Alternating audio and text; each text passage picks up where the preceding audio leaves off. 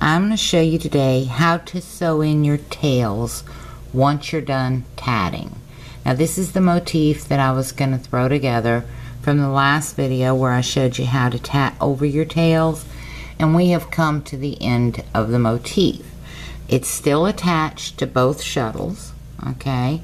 So let me show you what I normally do when I sew in the ends. I pull off a pretty good amount of thread, okay? See? That's quite a bit. I want to make sure I have enough room to work with the needle and the thread. So I always pull off quite a bit. That's why tatting over tails is so much better, okay? Because you waste a lot of thread this way. If you were using the floss threader, you would run the floss threader like so. Here's my floss threader. The back of the floss threader here, the loop up here. On your ring, same deal with the chain, okay? Because here's where your ends are coming out. But for right now, we're just going to sew in these ends. Now, what you're going to need is a needle that has a head that's big enough to pull your thread through, and a needle threader, okay? And I get these at craft stores. They got a different needle threader on each end, okay? And these come in handy because they give you something to pull on without breaking, okay? Because when you're pulling your thread through these sewing needles, it's tough, okay? It's a hard job, okay? I won't lie to you, because you really got to tug to get that thread to work through, okay? Now, once you've gotten your thread on your needle, what you're going to do, alright, let me get up here close so you can see. Can you see this?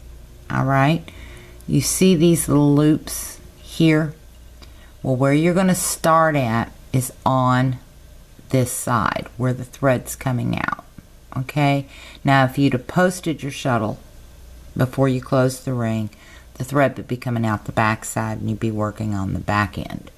But what you're going to do is go right in between those two loops, okay? You've got the waistband and then the legs of the pants, and that's where you're going to go through. And like I said, I have pierced my nails more times than I can count sewing in ends, okay?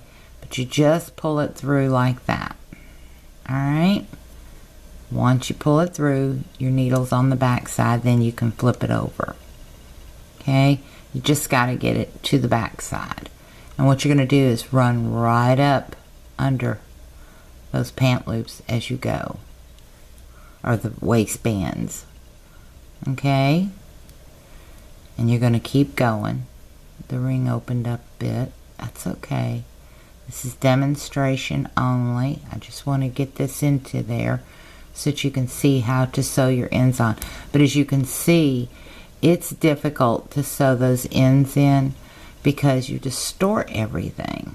You see how it opened up my ring? Okay? So, but that's the gist of it. You just run it under the waistband. Alright, I don't like sewing my ends in for this reason. Okay, because it does distort everything and make it jihad and out of shape, so to speak. Okay, so I prefer using the floss threaders, but there are some old-time tatters that do sew their ends in. And what you're doing is you're just running it back and forth under the waistband. Okay, and you will get poked with the needle.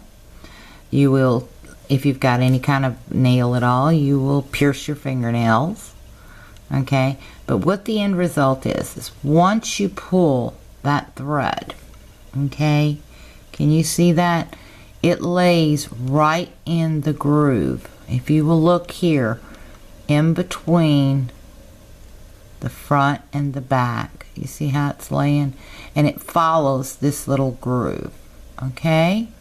And that's what happens when you sew in your ends, but that's how you do it, okay? But like I said, you take a chance of opening your ring, you take a chance of distorting the ring by sewing your ends in, okay? Little information might help you.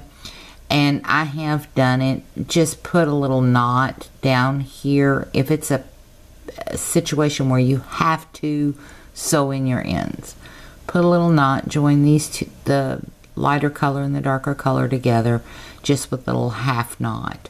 That way you have less chance of opening your ring. It may still happen. Okay, like I said, I don't sew my ends in. I use my floss threaders. I go through floss threaders more than I go through floss, and I floss my teeth all the time.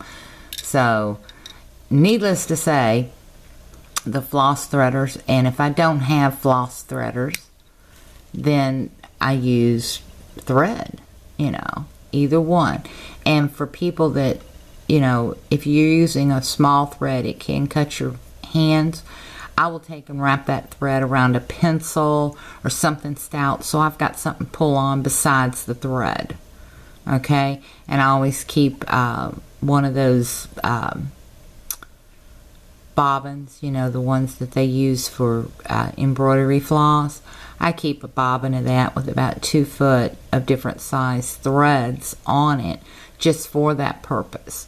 And all of us carry an ink pen or a pencil with us, and you just wrap that thread around there, grab a hold of the pencil and pull it as if you were pulling a floss threader. Okay, so that's a little information that might help you, but that's how you sew in your ends. And as I said, sewing them in does distort. Okay, it takes the beauty out of the way the stitches lay. Okay, it opens rings, things like that. And floss threaders or even a thread will work so much better and make it so much neater. Okay, so until the next video, happy tatting. Have a great day, and thank you so much for watching.